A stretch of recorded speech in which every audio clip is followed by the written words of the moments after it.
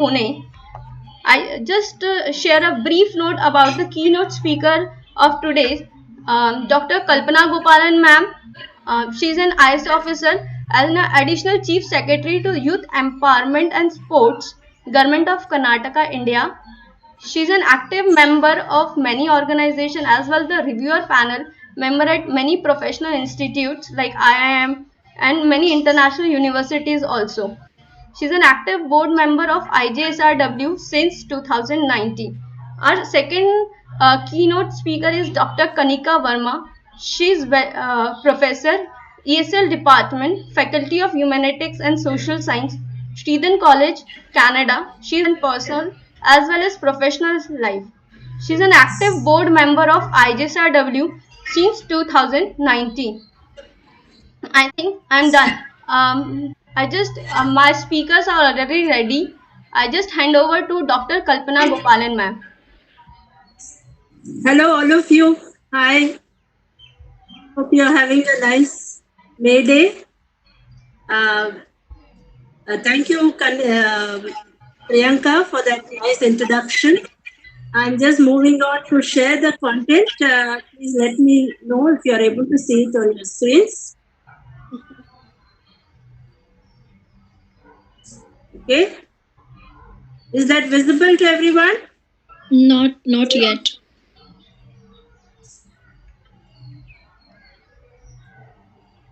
I'm getting this message that I'm sharing the whiteboard. Yeah, now we can see.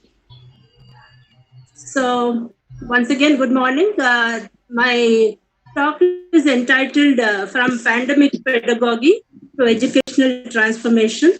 So I think the title is a giveaway because we are now in certain circumstances when we are, in a rush to use online and electronic methods of education. But what it should lead to, in my opinion, is that the whole manner itself can be transformed using this as a re-engineering tool.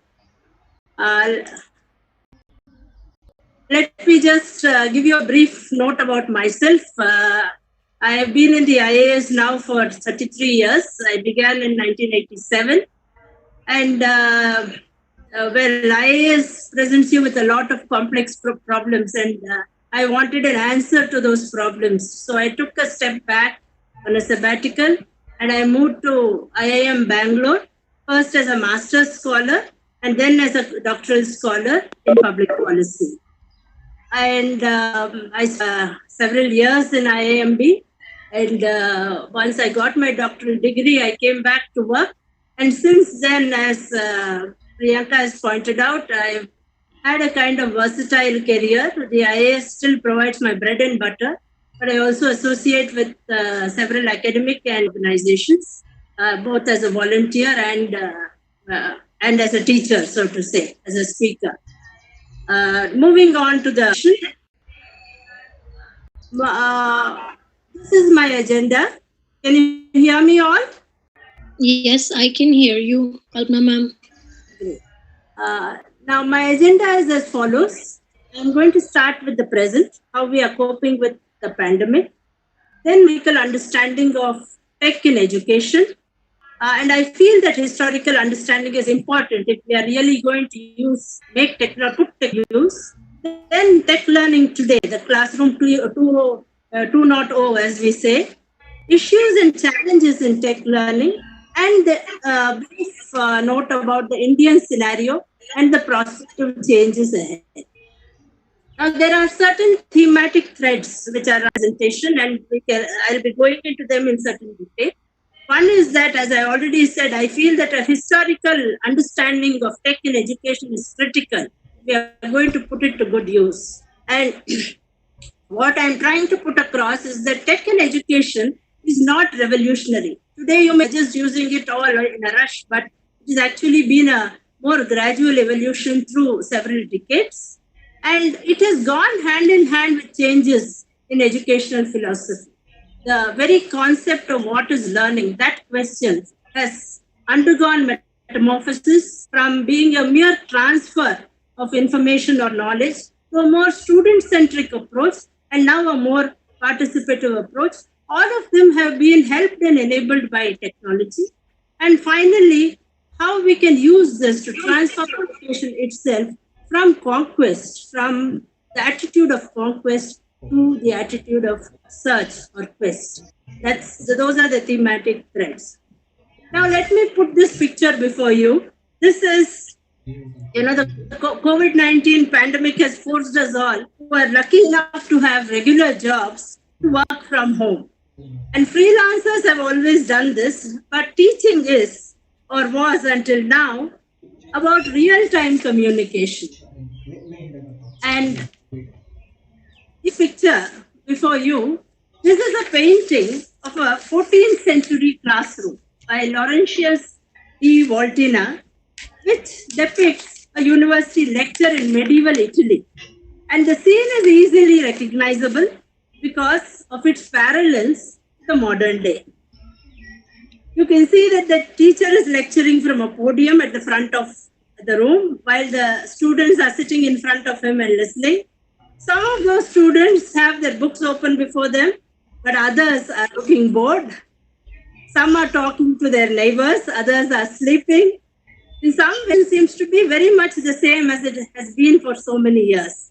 Classrooms today don't look very different from this, though you may find modern students laptops or smartphones instead of books. A cynic would say that technology has done nothing to change education. But this is a limited view. Although some may view technology as intrusive, for the younger generations, it is pervasive. Young adults make up 1/3 of all internet users. They were born and grew up with technology, so they are more hyperconnected and digitally savvy than those of our generation, their parents. The combination of evolving educational needs for children and a more uncertain future of work means that updating what children learn and how they learn it has become a crucial issue for schools and colleges.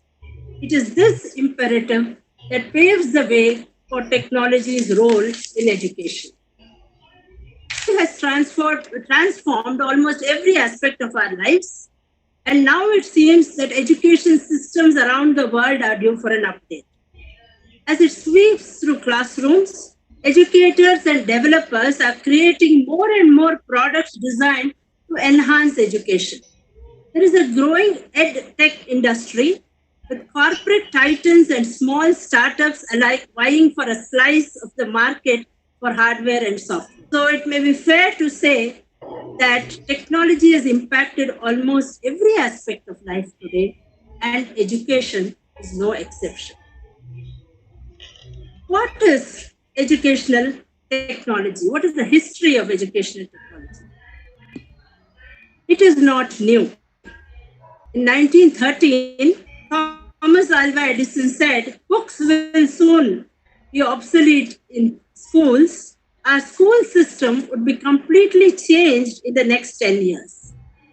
But that has not happened.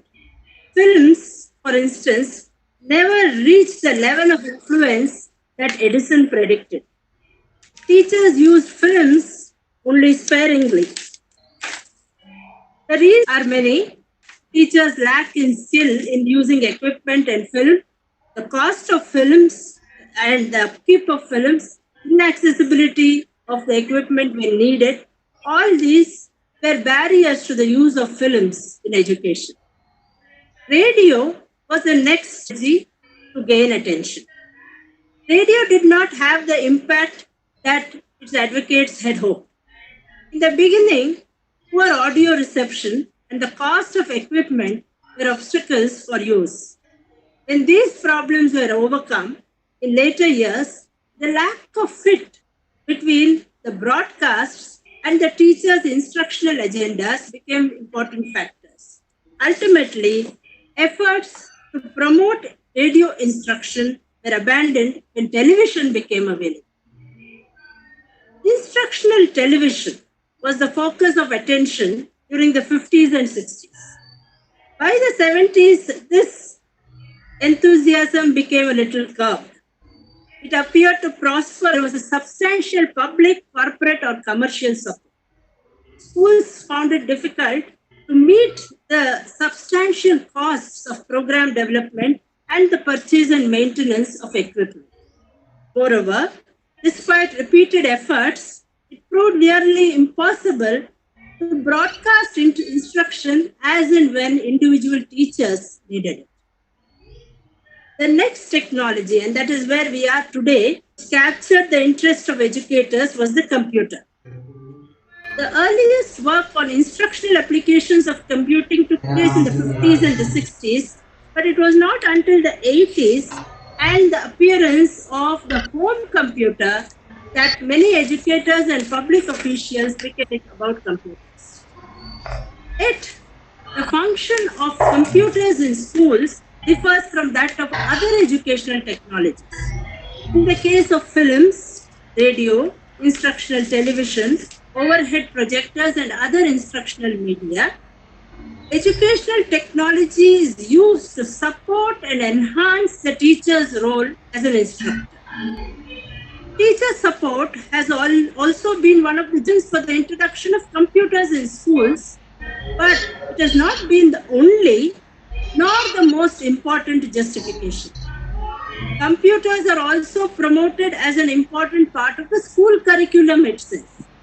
Learning about computers and acquiring computer skills is accepted today by educators and the lay public as a necessary curricular requirement because they give tools that are needed to function effectively in modern society. How did this happen? Now let us look at technology along with the changing philosophies of education. But the history of educational technology is marked by increasing and sophistication of devices, exaggerated claims of its effectiveness by advocates, and sporadic implementation by teachers. Although technology proponents have claimed, just like Edison did in the past, that technology will replace the stand-up teacher, this has actually not occurred. At the same time, with the influx of the new learning models available, teachers are tapping into the digital revolution and adopting new technologies to help students reach their full potential. This is because what technology actually does is to open up a world of exciting possibilities. Therefore, the use of technology in education is growing alongside the move from a teacher-centric to a student-centric approach. Now, it is self-evident that one teacher addressing a class of about 100 students cannot customize her notes for each and every student in a way that a personal PC-based learning system can. This has led educators to believe that classrooms of the future will be centered around self-paced and personalized learning. Such a student-centric approach would allow children to choose their own pace and learning objectives based on their own individual interests, and all of which can be guided by artificial intelligence, chatbots, video-based learning, or AR/VR. Technology can be used to effectively supplement instruction by helping to make abstract concepts concrete and by stimulating interest among the students. So what new technologies are actually doing is not just changing the field for the students, they are shaking up the role of educators, creating philosophical shifts in approaches to teaching and remodeling the classroom. A historical understanding of the role of technology in education, therefore demanding how the advent of technology went hand in hand with changing perspectives of the philosophy of itself. During the first half of the 20th century, transfer of learning theories were popular among teachers. According to these theories, the principal task of the teacher was to transfer the teacher's knowledge and textbook content to the students' minds, and through periodic examinations determine whether that transfer occurred. The task of instructional media was to that transfer process by accurate and compelling presentations of content. During the second half of the century, educators embraced other theories of learning. One of these theories is behaviorism. Educators promoting behaviorism emphasize the importance of providing clear statements of what learners should be able to do following instruction. So the outcomes of instruction becomes important. They sought to break complex units of knowledge and skills into smaller and simpler units, sequencing them in ways that enable the student to master those theories and skills. The goal was to individualize instruction as much as possible. Thus, the focus of instruction shifted from presentation of content knowledge to a focus on the behavior of individual learners and the reinforcement of desirable behavior. Computers appeared to offer a good solution. Be assigned to a computer to work at their own pace, and the computer would keep track of the student's work and provide a record of her progress. Such programs evolved into what was later called individualized learning systems. Last half of the 20th century, however, cognitive theories of learning gained ascendancy and constructivism began to influence education. Constructivists argued that learners must construct their own understanding of whatever is being taught. According to this perspective, the teacher's task is not primarily one of promoting knowledge transfer, nor even ensuring that students perform consistently according to a predetermined description of knowledge or skills. The teacher's role is to create an environment where students are able to arrive at their own interpretations, while becoming ever more skillful in directing their own learning. Some constructivists recognized the computer as a potential ally and designed programs that took advantage of its potential. The result has been computer-based programs that promote higher level thinking and encourage collaborative learning. The point which I would like to make again is that changes in the philosophy of education itself and the reframing of its objectives went hand in hand with the adaptation and utilization of technology and education. It is hard to say which influenced which. Now let us now move to the classrooms of today. With an influx of new learning models available, educators are tapping into the digital revolution and adopting new technologies to help students reach their full potential. Let us take a brief look at the array of tools available. Artificial intelligence. AI in education identifies what the student does know or does not know and then develops a personalized curriculum for each student. The AI-powered language Duolingo is the platform which is one of the most downloaded apps globally. The platform single-handedly changes the notion of traditional learning, with a study showing that spending just 34 years on the app equates to an entire semester education. Next, chatbots. Chatbots are quickly becoming a fundamental tool in next-gen education. Designed to simplify the interaction between the student and the computer, chatbots provide a wide range of benefits, including spaced interval learning, immediate feedback, and self-paced learning. Video learning. So video-based learning is not as innovative as AI or chatbots, but it is a vital component in personalized learning experiences. Many institutions are now incorporating video into their curriculum. Video learning increases student satisfaction, and it is being used for student assigned feedback and for blended learning. Let us now look at AR and VR, or extended reality, XR, which is the umbrella term. It covers all the technologies that enhance our senses. Now, augmented reality adds digital elements to a live view. Virtual reality implies a complete immersion experience that shuts out the physical world, where users can be transported to a real or an imagined environment. The mixed reality experience, which combines both AR and VR, real world objects interact. Finally, computer literacy. Beginning from the 1980s, it was assumed all children should become computer literate. Educators may debate what skills are essential, but there is little debate whether students should be competent in the use of computers itself.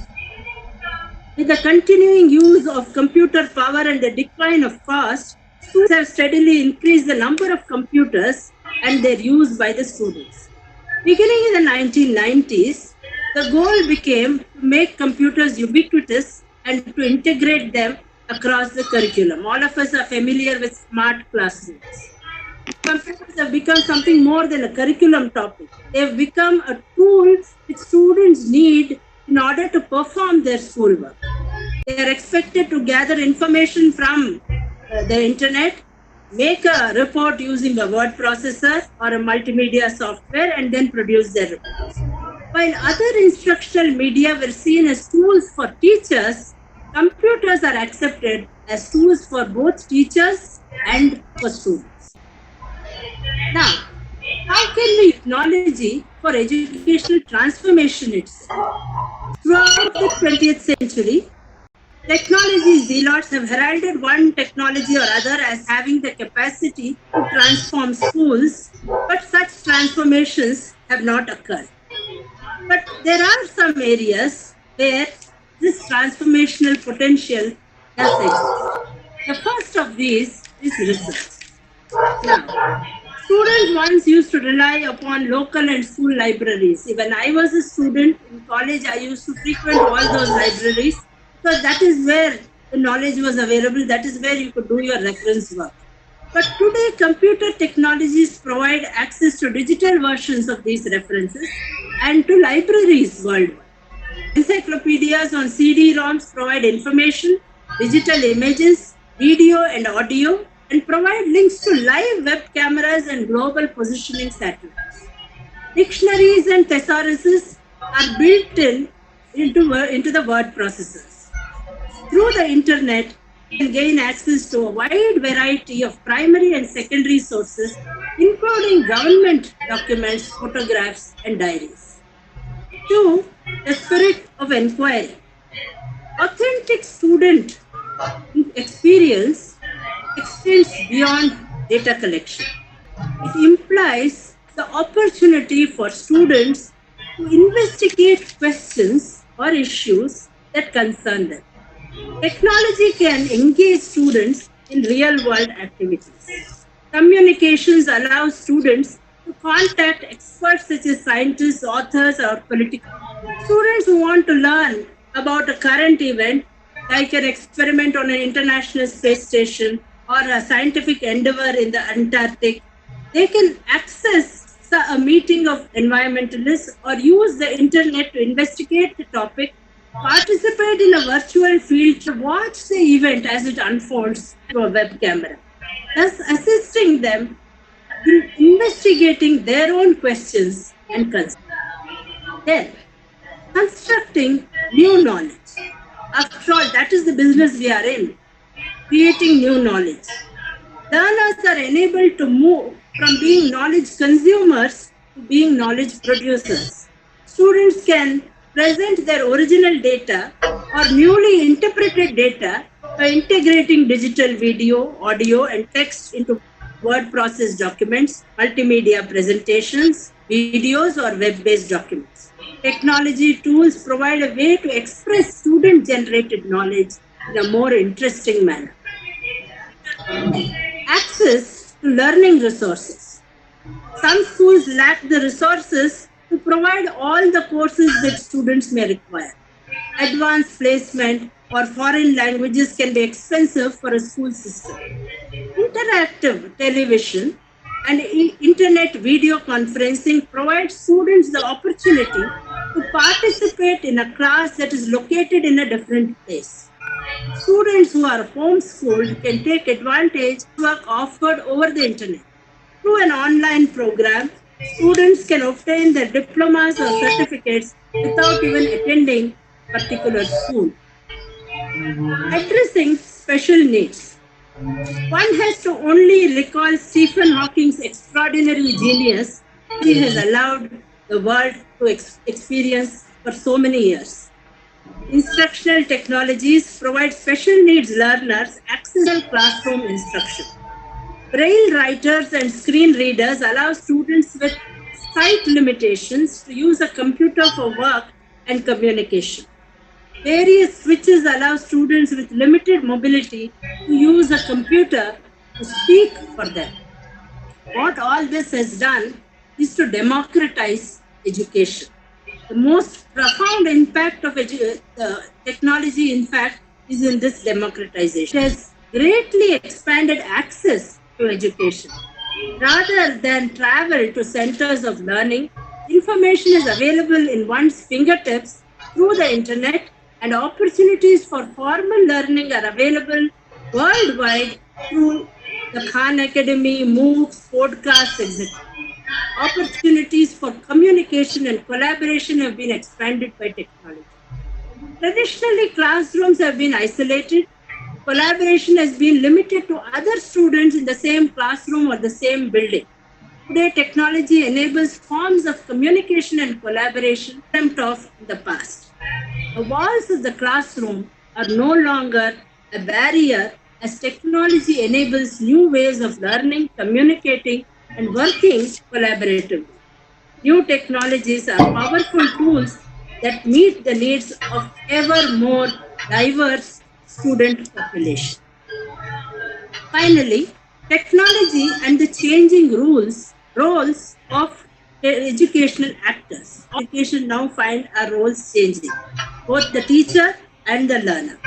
In traditional classrooms, the teacher, as the sage on the stage, was the person who was the repository of knowledge and the communicator of it. However, because of the access to information and educational opportunity that technology has enabled, in many classrooms today, we see the teacher's role shift to a guide on the side as students take more and more responsibility for their own learning. Knowledge and information are now within a button for everybody at any time, and the teachers are not the sole source of the information anymore. The new target of learning is to build skills and not just passing information. The teacher is now a facilitator for the learning process, which itself is built on the student's curiosity to inquire and the focus on that inquiry rather than the knowledge gathering. The teacher becomes a curator, leading the learner towards the right sources while rejecting the less credible ones. Schools and universities are beginning to redesign their learning spaces to enable this new model of education, to foster more interaction and small group work, and use technology as an enabler. Now, this is not just a hunky-dory. There are issues relating to the use of educational technology. I've just classified them under some categories. The first is, of course, legal issues. Software piracy, the practice of loading software without licenses to multiple computers. All this may seem a very benign form of theft for an educationist, but it is a form of theft, and it results in billions of dollars in lost revenue to vendors, and therefore can result in fines and legal action. Technology also raises issues regarding copyright and plagiarism because it allows for easy duplication, and because the internet provides easy access to digital content from all over the world, all of which can be downloaded and used in multiple formats. I expect that many teachers are familiar with the concept. Privacy also becomes a concern. All electronic communication passes through multiple computer sites before it arrives at a destination. During that process, information can be saved or read or accessed and read by anybody who has the knowledge to do so. Next comes the ethical issues. It relates to whether schools are providing students with equal access to technology. Gender equity issues can arise when girls are treated differently than boys in the use and the encouragement to use technology. This may not be a problem in urban smart classrooms, but it will increasingly become a problem as we move into the rural areas and take technology into the remotest corners of our country. There is a digital divide which always exists between the information rich and the information poor. And digital inequities can exist along racial, economic, academic achievement, or geographical parameters. A student in a rural school who lacks fast internet connections does not have the same access to information as a student in a major city. The divide also extends beyond the classroom. More economically advantaged children usually have more access to information resources through internet connections or home computers. Then, media literacy.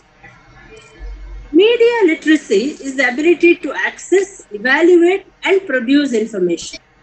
Teachers themselves not only need to be media literate, but they must also ensure that their students are able to access information, are capable of determining the relative merits of the information, and represent that information in new ways.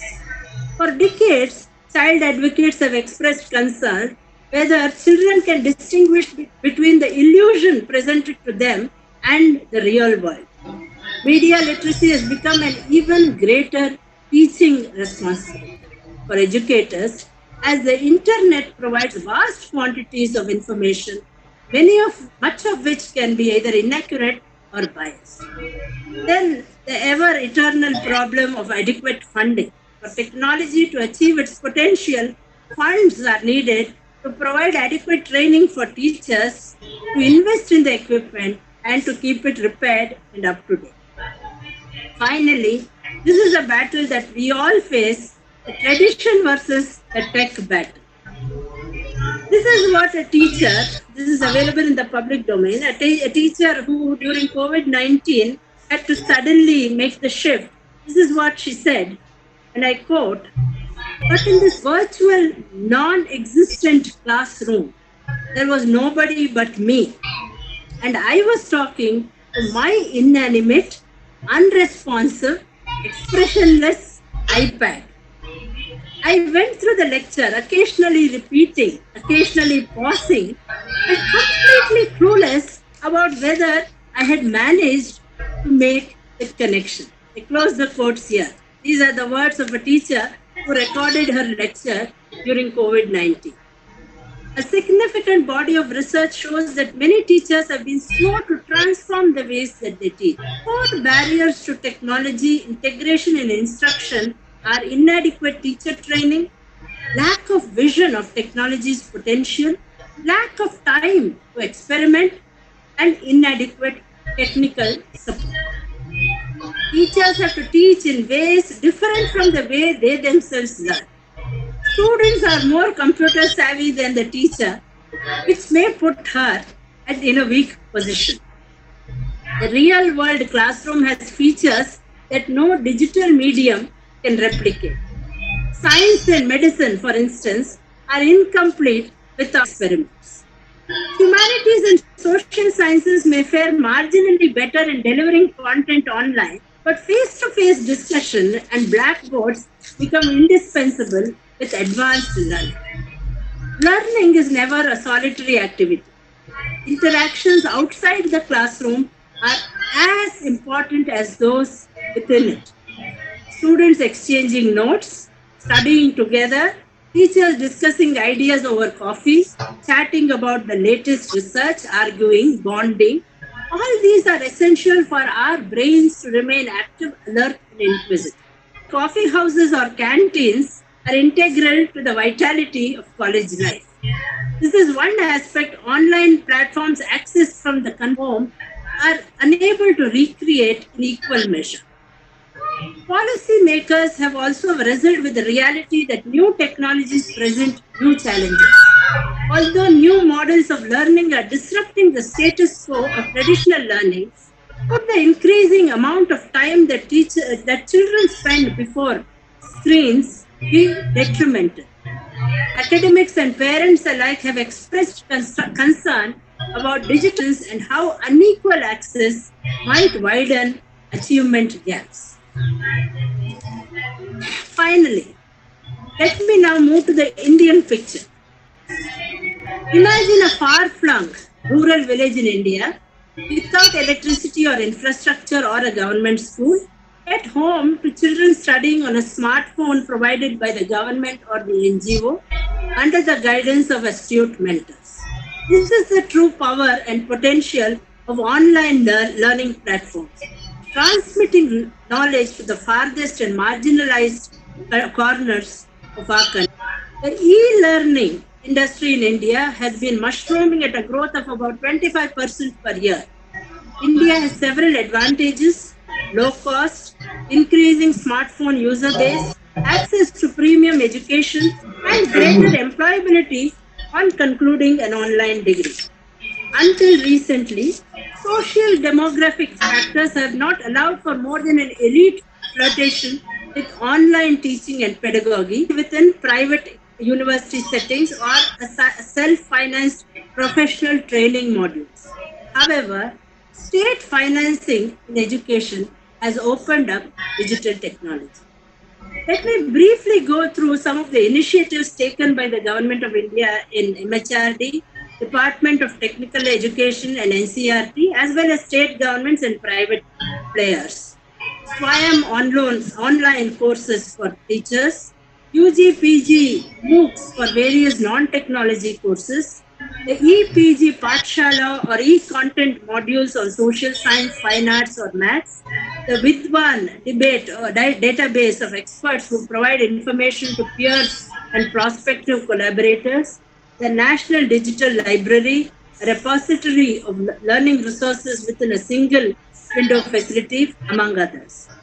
Infrastructure to deliver e-education includes the National Knowledge Network and the National Academic Depository, among others. We have institutionalized standardized tests at their technology rather by paper and pencil. Almost all nationwide and statewide entrance exams, be it medicine, law, engineering, are administered online, and the union and state governments have created state agencies to administer these tests.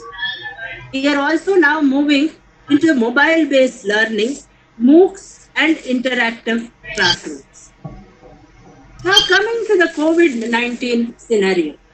The last few weeks have seen a flurry of activities by the MHRD and various regulators, including CBSE and NCRT, to find online alternatives to ensure the continuation of education. NCRT has released an alternative academic calendar for 4 weeks of home-based activities for different subjects. However, there are practices of implementation as well as socio-economic factors which affect the Indian education ecosystem and which will dog our efforts to transform into a fully digital mode. Now, let me look at a few of the India-specific issues. One, limited internet availability. The NSSO report of 2018 highlights that only about 24% of households have internet in their homes, right? And the rural availability is even less, 15%. This strikes at the core rationale of using the internet as a mode to impart education and highlights how a majority of the country would be left out of the quest to achieve basic education unless we put in place the proper infrastructure. Two, increased responsibility of parents. The NCRT guidelines have progressive methods of teaching. However, there is an inherent presumption that parents will have the academic intellect to impart education because the teacher is not able to be accessed. But about 70% of India's population may not have the level of education adequate to teach children at home. Third, loss of nutrition owing to school closure.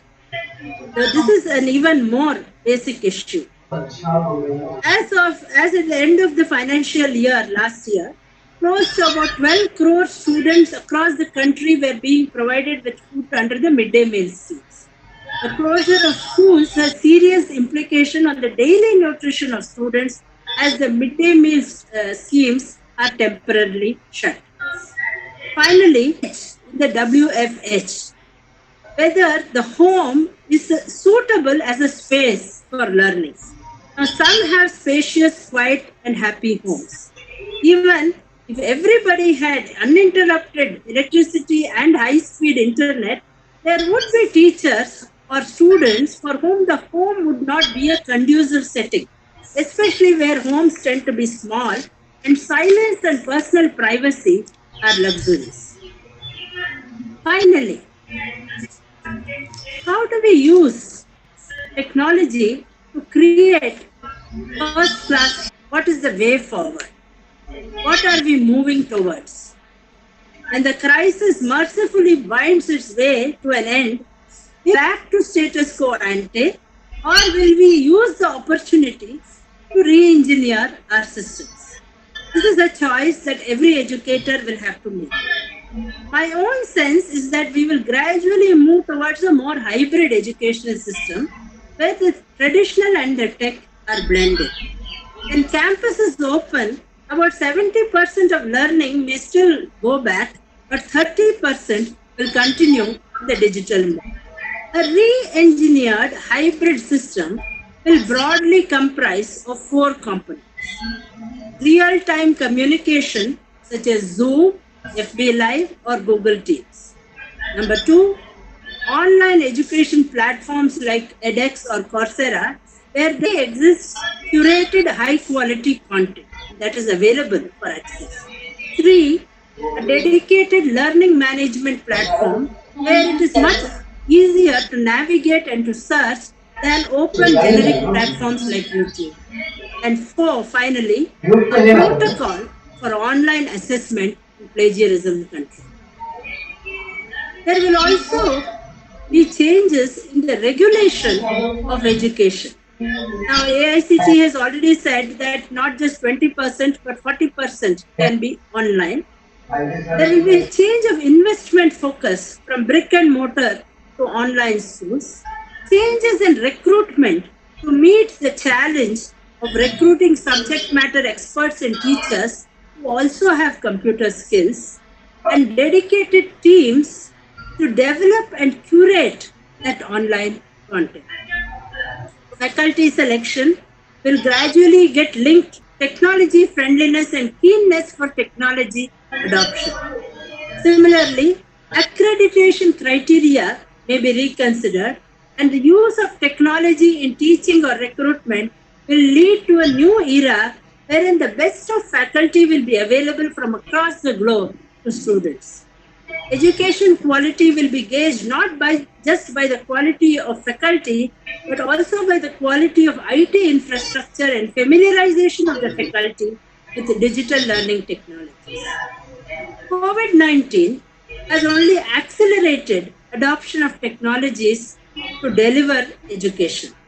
However, what is more important is that these aids are used in tandem with developmental and educational psychology, ultimately keeping students rather than technology as the core of education. After all, how the students develop their skills is less important than their ability to navigate change, the only thing that will remain constant.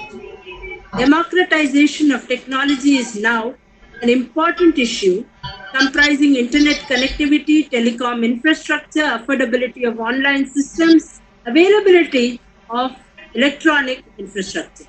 But it is a fact that technology-based education is more transparent and does not make differences between the front and the back benches or between girls and boys. All this requires a change in mindset, a drastic change in thought process of policymakers, authorities, students, regulators, educationists, an open mind that accepts that both classroom and online provide value. Some steps will help to strengthen the country's digital learning infrastructure in the long run. But go further. Modernity has given us many things. It has activated our physical and vital energy, sharpened the power of the intellect, and given us comforts. The coronavirus has shattered this confidence. It has brought us into the domain of uncertainty. For all our specialized knowledge, we are almost incapable of engaging with the inherent uncertainty of existence. We are not masters of the world. Not everything can be predicted or dominated. This is to transform us as conquerors to questing seekers. It is in this context that we will have to rethink education. COVID-19 has taught us that physical distancing is not social distancing. It has made us practitioners of personal sociality and collective social responsibility. Through a new mode of education, we can generate an ethos of socially engaged responsibility and the ethics of care and compassion. Hence, as educationists and teachers, we are required to choice. Should we continue with the kind of education that only wants us to dominate the planet? Or should we learn some deep lessons from the present crisis and redefine education to undertake a new journey? This is where we stand now, the crossroads. Thank you all very much.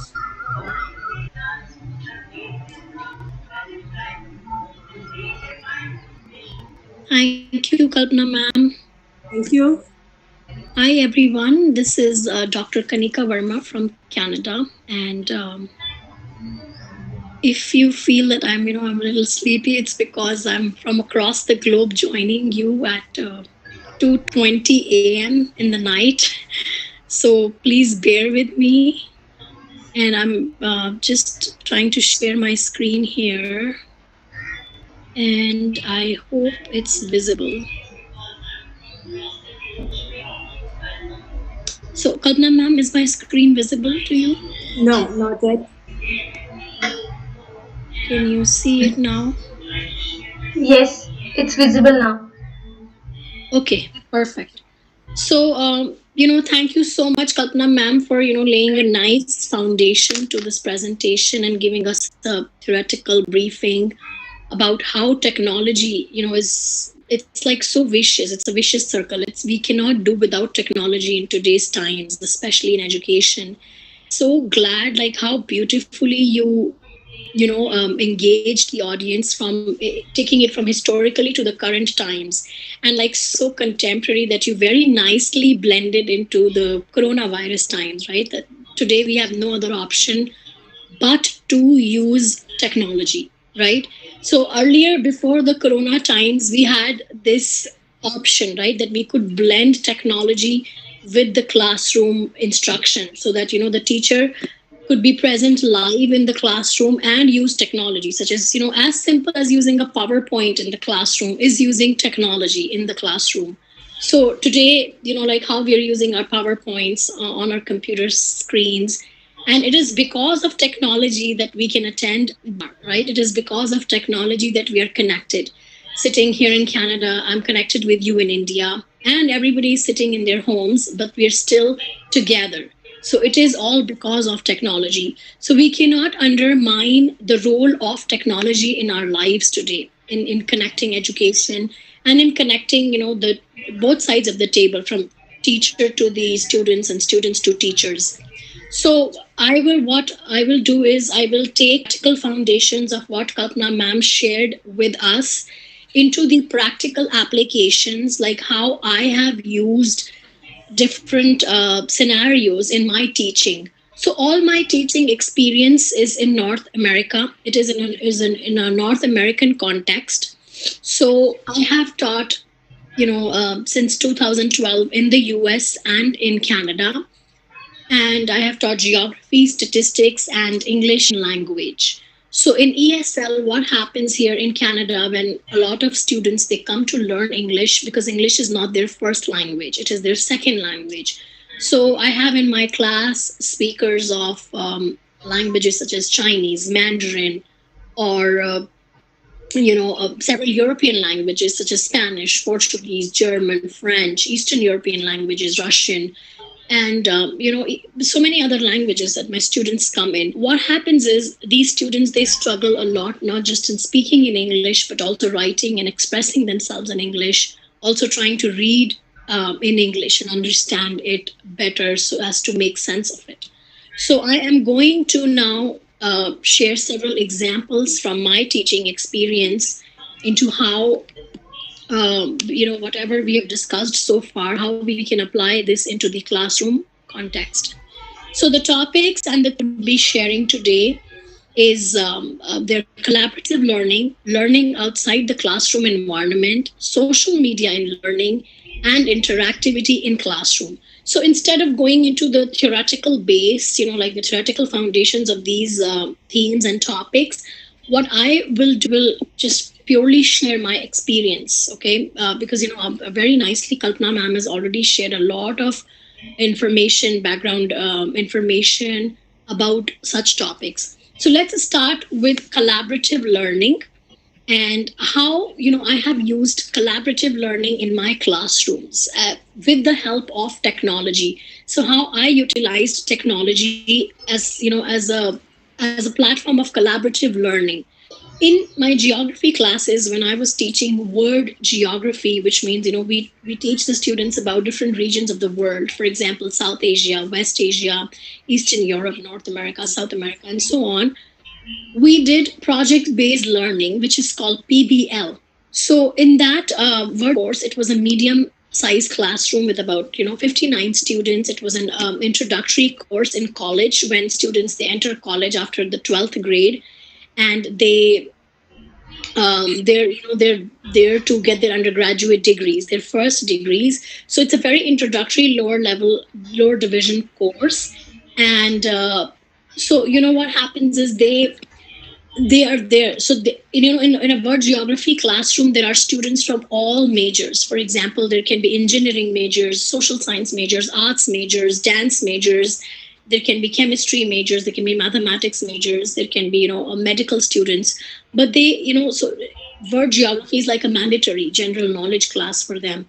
So we have students from all backgrounds. And so the project that we used in the classroom is project-based learning. So how was it a collaborative learning? So my colleague and I, this class was in the US in a very large university in Texas. So my colleague and I, what we did, we tied up, we collaborated with a school, with a local school in Africa, in Senegal. And then, for example, we know that in developing regions of the world, for example, even in India today, and similarly in many African countries, what happens is that we do not have access to toilets. There is no proper sanitation. And as Kalpana ma'am also mentioned that, we're talking about technology today, very hi-fi, but taking all this to a school in a rural area, right? It can be so unimaginable for a large section of population still in the developing regions of the world, even today. So there are still 2.5 billion people without, access to any adequate sanitation, even in their educational institutions, big organizations, mostly in rural areas. So what we did as, as this collaborative learning classroom, we picked a school in Africa. It was in Senegal, which is in the western part of Africa. And Senegal is a country, with rich culture and history, but it also has a very low literacy rate of 1% for girls and 39% overall.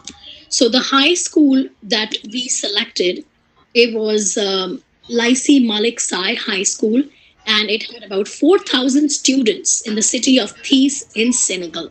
The school was serving both urban and rural students, and the bathrooms, they serve a large number of students, but they did not have regular functioning water. Most of the toilets were not working, and even the toilets that were there, they were not properly constructed. They were not pakka toilets, they were properly structured, and they were very, very few in number. So if we look at the number of toilets, the ratio of toilets to the number of students and faculty, it was not adequate. It was not adequate enough.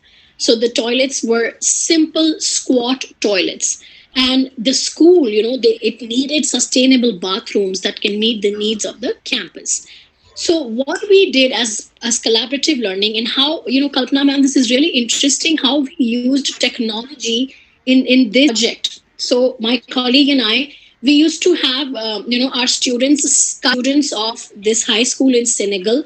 So imagine, students sitting in a developing country in Africa.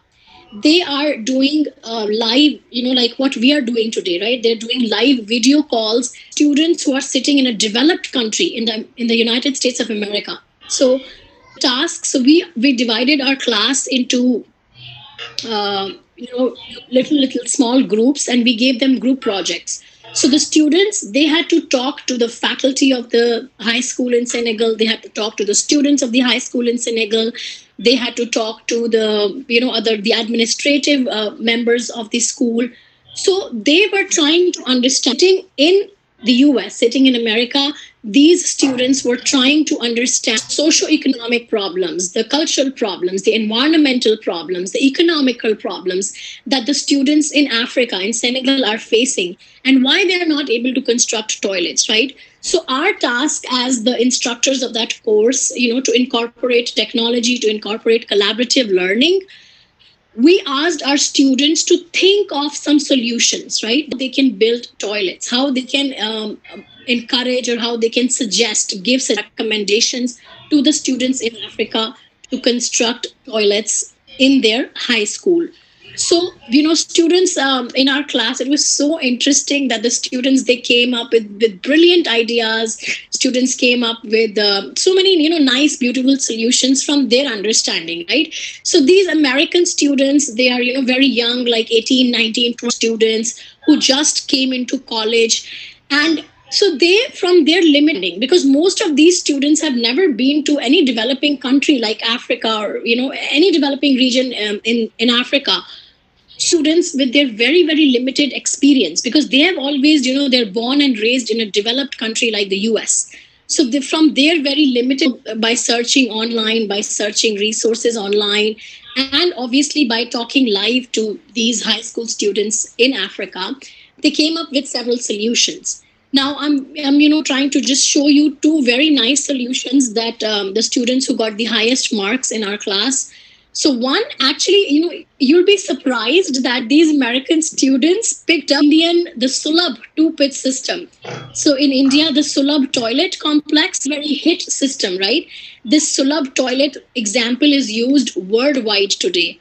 So even I was surprised when my students in the classroom, they chose the Sulabh toilet system, and they recommended that this system should be incorporated just like India, right? Using an Indian example, this system be employed in the African environment also.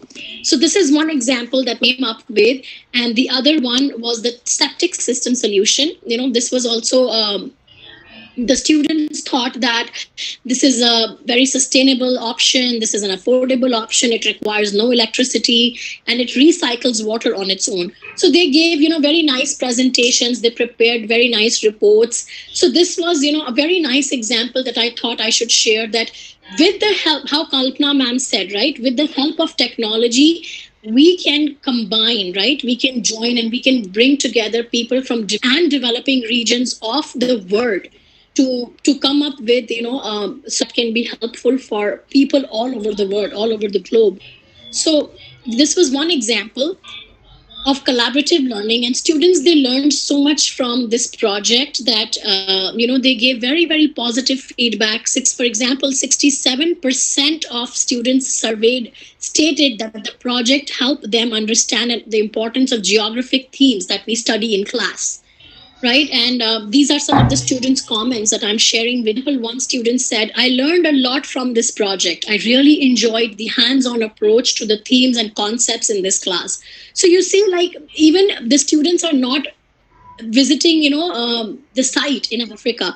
They are using technology to see the school environment virtually, to see how the school looks, how the school environment looks, what resources they have. But they feel that it was hands-on. They still feel that they could there, even if it was virtual. So if I try to replicate what we did in class to the present Corona times, as Kalpana ma'am said, we are experiencing something very similar today, right? Like all over the world, the colleges, the universities are shut down, and now the students, they have no option but to sit in front of their teachers. Like us faculty, we have no other option but to sit in front of the computers and use tech to our advantage. So for the next theme in my presentation, like learning outside the classroom, like how we can learn outside the classroom, and not just using technology but using other mediums. Now, as Kalpana ma'am said, right, we can use films and documentaries. And there were times when people tried to use radio in their classrooms for instruction. So, this is the list that I came up with, that we can use films and documentaries for our teaching. And I have personally used that. I have personally used documents to teach several geography themes. We can do classroom games, right? Especially in language instruction, when I teach English, we use a lot of language games, and students really enjoy learning language through games. Field trips, which is not very uncommon, very, very common practice, field trips, especially in subjects like geography, where students need to see the field. Now, personal account, diary writing, or blogging. These days, again, with the help of social media, students, they like blogging, right? And especially in a language classroom, like when they need to practice their English, we can instruct them to write blogs, so they enjoy, they can share it with the word out there. And it's really informative that they utilize social media, because students these days, they love to be on social media, right? Seeing their talents, their work, their art, and they love sharing it with everybody out there. So we can use social media, we can use personal accounts and diary, and instruct the students to blog. And then there is another thing is campus diversity courses and workshops. A lot of university campuses and colleges, especially here in US and Canada, they have a lot of workshops which can use in their classrooms to teach. And then inter-ethnic friendship. I'm talking this from a North American context, that because here there is a lot of diversity, and I'm sure, like, in so many other different countries of the world where we see a lot of diversity, people can build inter-ethnic, intercultural friendships to learn from each other into classroom by class discussions. And the last one is cultural events on campus. So I utilize this a lot in my classrooms, and I will share with you in a few moments how I do this. So learning outside the classroom, how I utilize university events. So, on our college and university campuses, there are a lot of events, right? And students, they love participating in cultural events, because attending these events are usually free. And, when students get free food, especially different food from different cultures of the world, they really love it. They enjoy it. And obviously, it's a learning opportunity for the concepts that students learn in the classroom. And when they see, that live in action events, they really enjoy. For example, geography, we teach concepts like cultural abstraction, or what is cultural assimilation, or what is stereotyping of other cultures. So when they attend these cultural events on campus, on university campuses, they learn these concepts. They learn these concepts in action, in live.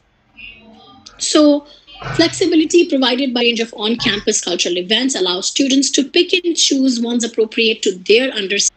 Now, for example, here in Canada, students, faculty from minority ethnic groups and international communities, they organize a lot of events. For example, Indian groups, they organize Diwali events, right? They organize holy events on campus. They organize Indian dances. They organize, and then there are so many other cultures, right? Spanish culture organize their festivals. Then Arabic people, they organize their festivals. So because we have a city here, right? We have people from almost every country of the world here in Canada. So they organize their cultural events. So imagine an Indian person or an Indian student in a college or university in Canada attending an Arabic cultural event or attending an event from a country like Russia, right? So learning something from their perspective, participate festival, interacting and talking to people like live people cultures. It's really amazing, and the students just love this opportunity. So like how I use this in my classrooms. So what happens is, for example, these are different organizations, right? University and colleges, they have different student organizations. Some are academic organizations. For example, we have speech clubs, right? They organize speeches. We have sports organizations, we have health organizations, we have professional organizations, we have cultural and ethnic organizations, we have religious organizations, lingual, international organizations, so many different organizations. Now these organizations, whenever they organize some events, so their main motive, their main purpose is to improve ethnic relationship among students from different backgrounds, and then student intellectual and social development, student assimilation, so that students who are coming from different backgrounds, they mingle with each other, they develop friendships with each other, increasing openness to diversity, right? So that we not only respect diversity, also embrace it. So we embrace diversity by participating in events of other cultures, by actually trying to understand people from other cultures. So for example, understanding another is not just reading about that culture in the book, or not just seeing a movie from culture. It's also like making friendships in those cultures. It's also like eating their foods, celebrating their festivals. Then is when we actually learn how the other culture looks, how the other culture feels, how it is to participate in a different culture completely, which is very foreign to me, which is very, very different for me. So I not only develop respect in that way, I also try to embrace of my own, like something belongs to me.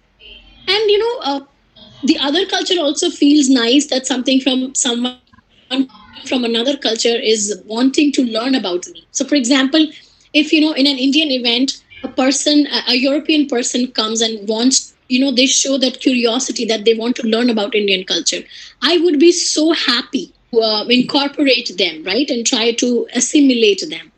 So that's why it is so important that their chances of survival in college also increases, because some students, when they are new to a country, new immigrants, when they come to US and Canada, then they feel, sometimes they feel so alienated. They feel not connected to their culture. These events, they connect them to their roots, and they give them new friendships, so that they don't feel isolated, so that they don't feel overwhelmed by everything new around them. So it is very, very for these young students, these new students in the college, who are not just new to the system, but who are also new to a country, to a completely new country, new culture. So these events really help students. Now, when the students, they attend cultural events, what happens is how they can practice their English in a classroom like ESL, English as a second language. It is very, very fun. So whenever students get to do something in a way, they really enjoy it, right? It is done in a natural setting, because in an actual event, right? It's not something made up. It's not something on Google. It's not that they are watching a movie and they are only passive audience. They are actually participating in it as a live audience. So it is, it's outside of the classroom, and then by connecting it to classes, really feel productive.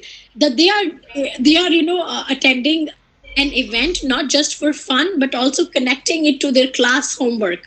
So they feel productive, right? They feel that they're not wasting their time, and they engage in creativity, and By appreciating they appreciate cultural diversity, they learn about other cultures, and they embrace global citizenship, which is very, very important in an in an overly connected world that we live in today.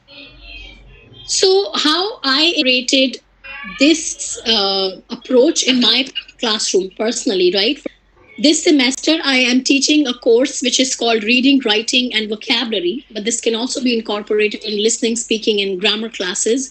So, in my intermediate level reading, writing, and vocabulary course, which was in this semester, in the winter 2020 semester, is at a college where I teach here in Canada. So, I gave them an assignment. I gave them a paragraph writing assignment, and it was an integral part of course evaluation. So the students, they took it very seriously. The students, they knew they will be marked on this assignment, so they had no excuse to not attend do this assignment, because it was part of their overall final score. So what were the steps? Students, they had to write an opinion support paragraph, which means I gave them a statement and they have to share their views, their opinion on that topic. So during the module A of my semester, students attended what cultural event organized by our college, and they prepared their assignment utilizing their participation in the cultural event. And the event was the Brazilian drumming by Samba Squad. So see, this is a South American cultural event experience that students from so many different in my class, they attended it. So what is this is how the assignment looked. I'm just sharing like a screenshot of the assignment. So this was the writing assignment number 2. It was called the opinion support paragraph, and it was for a total points of 17. And these were the instructions that were given to the students, that using your best spelling, grammar, sentence structure, and paragraph writing techniques, write a good opinion and support paragraph. And these were the other instructions.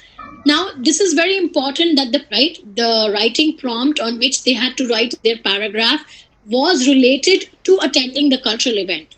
So it was participating in cultural events is important to promote cultural diversity.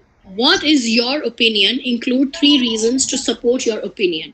So now imagine students attending the event, they're enjoying, they're having fun, learning about a new culture, and when they tie it back to the classroom assignment, to what they are learning, they have to write a paragraph about it, and they know that they're going to get score, they're going to get marks on it. So event that my college organized, and the students had to go.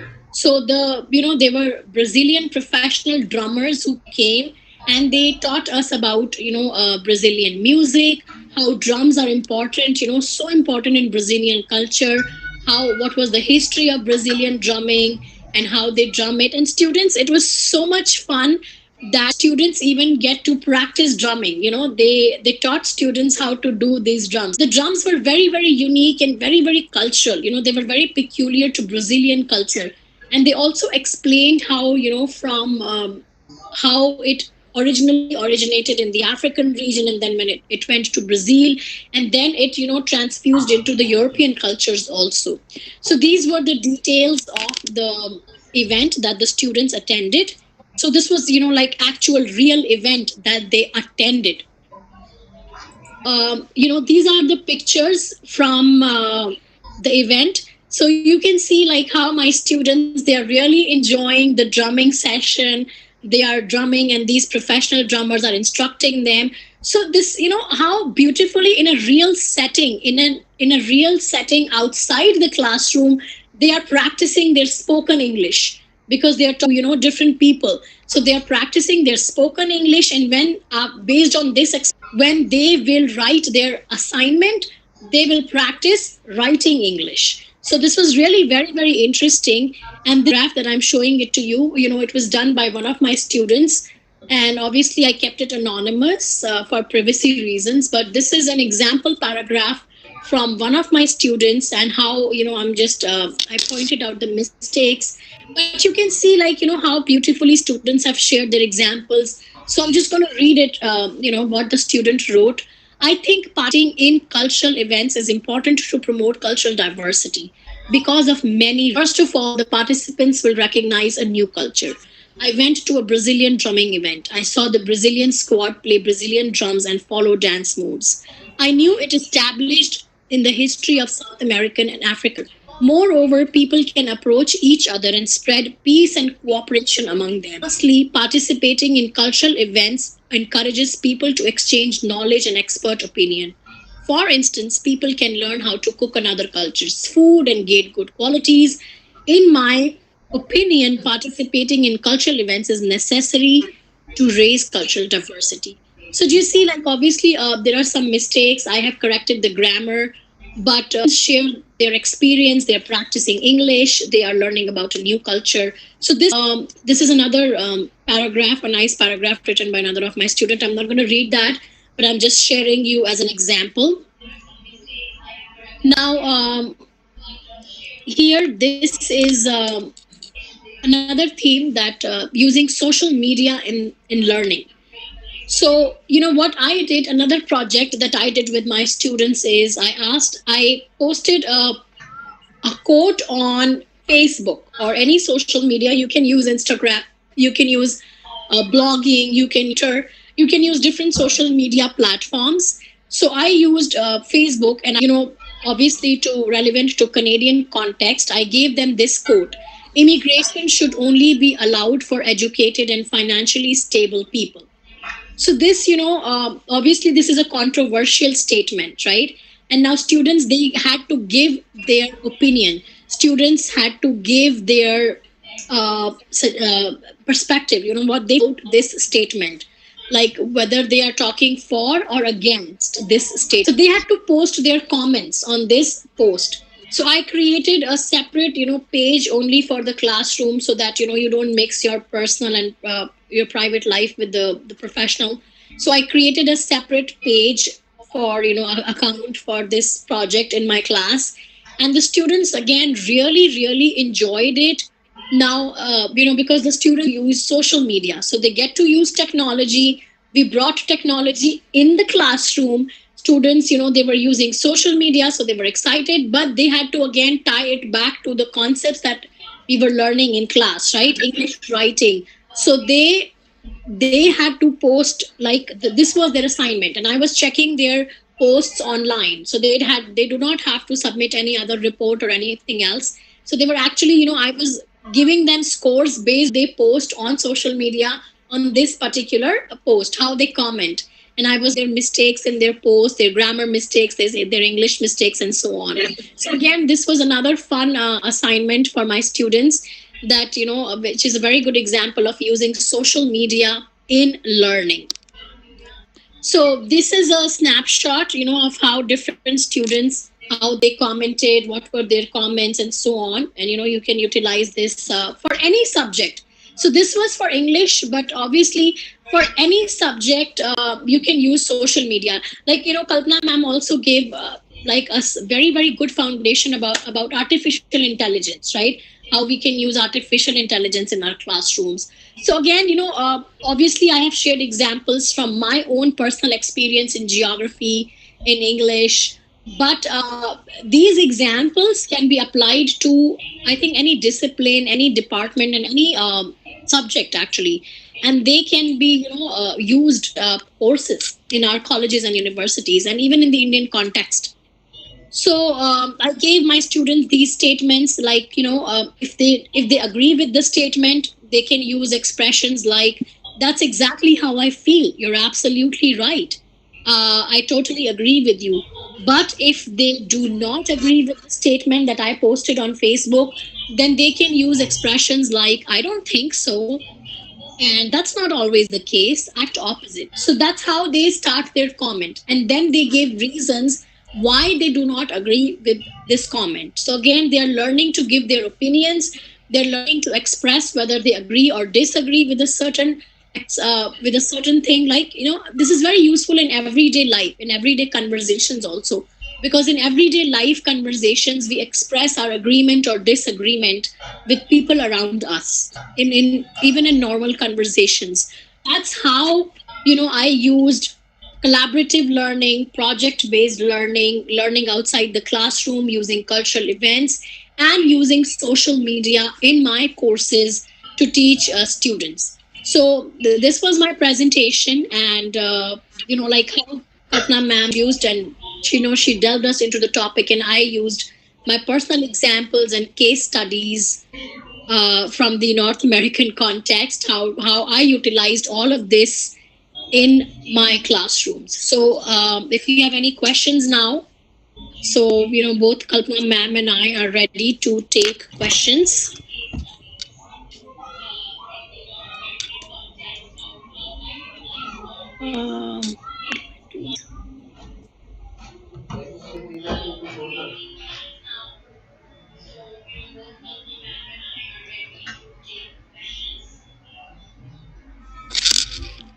Okay. Here we have one question from the audience. Then explain the benefits of students and teacher exchange program. I cannot hear you properly. Explain the benefits of students and teacher exchange program. Oh, you mean in the North American In every context they want, because they are at India, and they don't know, they didn't get any time to to explain what is the benefit and everything. So they want you have to explain the benefits of the students also for this teacher exchange program and all. Right. So, yeah, Priyanka, that's a very good question. And again, I will use a personal example. So, when I was in Texas, I was actually, I was working with an organization called Youth for Understanding, YFU. This organization used to host the international exchange programs, right? They used to bring international students from different countries to the US for 1 year, right? So these students used to learn, for example, a student from China, US in high school in 11th grade or in 12th grade, or even in the undergraduate college courses, right? And for 1 year, they learn in an American context. They go to a local school in America. And the beautiful part of that experience was that that student used to stay with a host family, right? So, for example, if I want to be a host mother for an international student, so for that 1 full year, that student will stay with me in my home, eat the food that I cook, and learn the local culture. So, coming back to the question, that obviously the international exchange programs are extremely important, right? Especially in the globalized world that we live in today, and it is important for building, cultural diversity, for embracing cultural diversity, and learning about other cultures. So yeah, there are several opportunities for being an interchange student. If any student would like to come and study in the US or in Canada as an international exchange program, then they can come through such organizations like Youth for Understanding. So it's a very nice organization. And even they were taking like the American students from other countries. I used to coach and mentor these students, because they were so new to the American culture. Like, they have never been to America, they have never been to Canada. So they wanted someone to mentor them, like for that nice cultural assimilation, right? So they used to teach them, mentor them from time to time, and these problems and struggles with learning English if they're coming from a non-English speaking country. So the question was about how they can approach, they can go to such organizations like Youth for Understanding. We have here in North America, in the US and Canada, we have a lot of provisions for hosting international exchange students.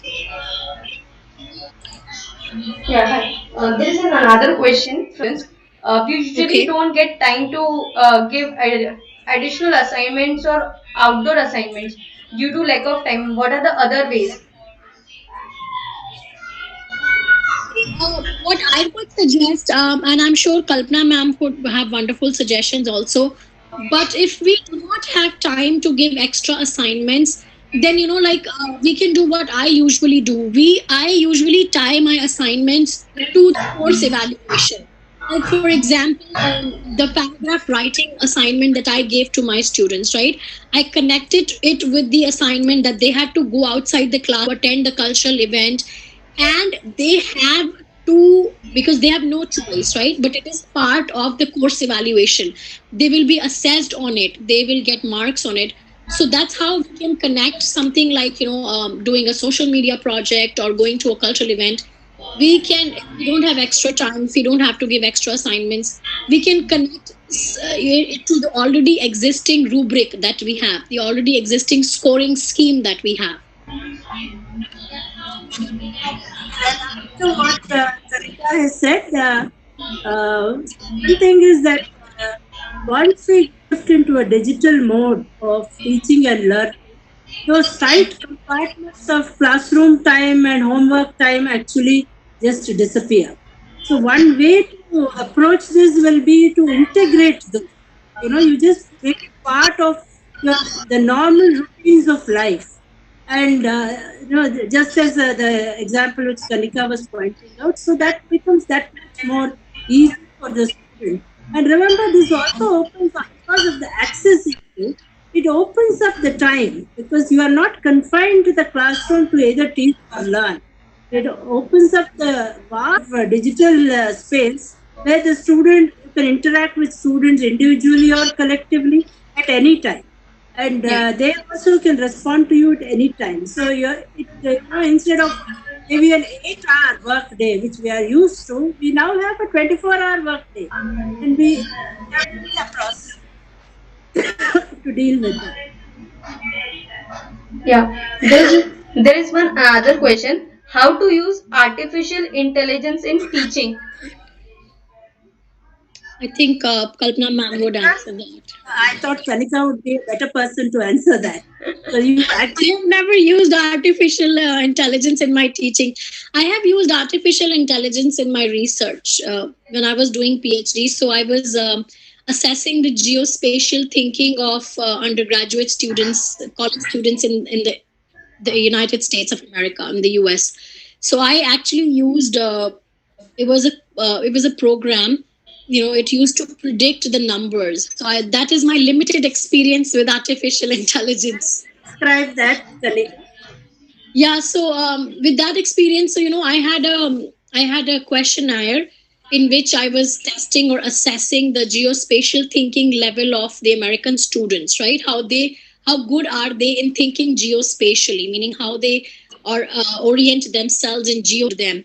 So with that questionnaire, I use a software. It was a artificial intelligence software, and that software predicted that if, for example, if I come from Hispanic ethnic background, right, and my age is this, my educational background is this. So when we used to plug in numbers with different variables, so that platform or that software used to give us a very nice equation. Because I used multiple regression, I used different statistical. So it used to give me a very nice equation of predicting like what my geospatial thinking level will be. So that artificial intelligence, it's everywhere, right? Even artificial intelligence can predict like what am I shopping for, and it will start showing me ads, the targeted ads. So that artificial intelligence software would predict and give me a number, like for example, on a score, on a scale of 1 to 10, my geospatial thing 9, for example, or 8 or 7. So when I used to plug in different variables, then that software gave me a number of spatial thinking level. So with that, it was very useful with that we can predict the geospatial thinking level of so many different students in an American context. To add to what Kanika has said, on a broad scale, AI helps to customize. You can customize and individualize the teaching module to suit that individual student. And the best example of that is Duolingo. I can start with, I think it will be most useful for language teachers like you, that I start off maybe at a different basis from someone else, but AI helps to customize the learning module to my special needs. I remember we had a program which is not a tech program, but it was a real program called Nali Kali, where for primary school children, we used to have customized teaching modules. So that each group learns according to her ability. So that is something which AI on a much larger scale.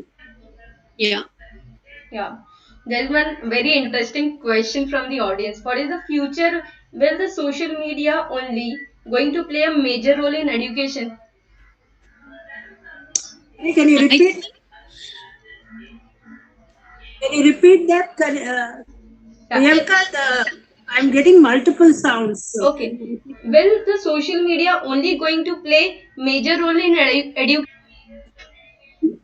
Whether it is only going to play, no, not in the near term would be my prediction. In the near not term, only. yeah, not just media or even not just technology. Even in a broader sense, it's not going to take over education, not in our country. It's going to come sooner than we think, however. What would happen, my own sense of what would happen just after the COVID-19 is that we will go back to our, normal modes of education. PIT, I was listening to the Vice Chancellor of Bangalore Institute of Technology. He said, we are all the students, therefore we decided that we would not go in for a digital mode. We don't mind losing some time. So that was something which he said. So we would probably go back, but some portion would remain. You would have become more familiar. You would have known the uses and benefits of it, and then I think it's going to come. There will not be a time the whole of education, but I think there would be a kind of blended or hybrid system which will come in the years to come. That is my own sense. Maybe Kanika could also give her own. I think I share your view, Kalpana ma'am. Like, whether it's technology, whether it's social media, it can completely replace the traditional mode of education.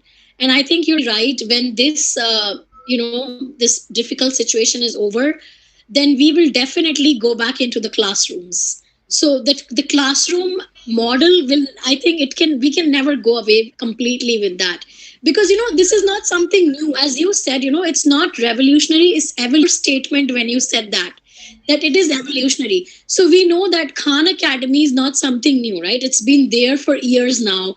There is LinkedIn Learning and there is Coursera. So, and there is not even the universities that have a physical presence, they have online courses now, right? For so many people. But then also, even when it is existing for so many years, till now it has never been able to completely replace it. So I think it will still not, like in the near future, and I think in still so many years to come, the classroom education never completely go away. So these are tools to complement, to supplement the classroom teaching, not to completely wipe away the classroom teaching. Even when we are like, see, in online teaching, we need a mentor, we need a guide, we need a teacher, right? So that's why classroom instruction is important. That you struck the nail on the head, that the role of the teacher becomes that of a mentor. Yes. That would know because it's not just imparting knowledge, but also telling you where to look, how to think, Yeah. to face uncertain situations. So many things. I think the role of the teacher becomes expanded.